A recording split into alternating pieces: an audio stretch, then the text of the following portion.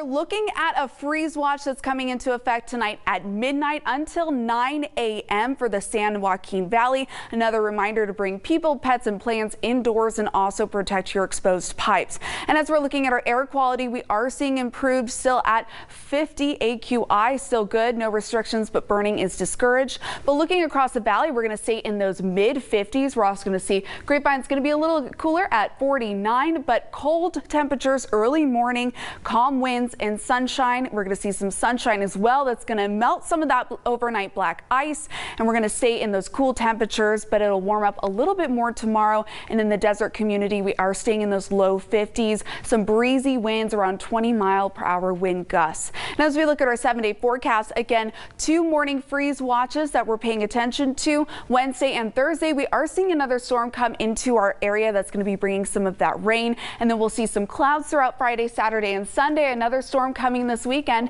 And as we look across the whole county, we are seeing those same temperatures. We'll have a nice break tomorrow and Tuesday, and then that second storm coming in Wednesday, Thursday for Valentine's Day, kind of making you want to stay indoors and make what Allison just showed us earlier.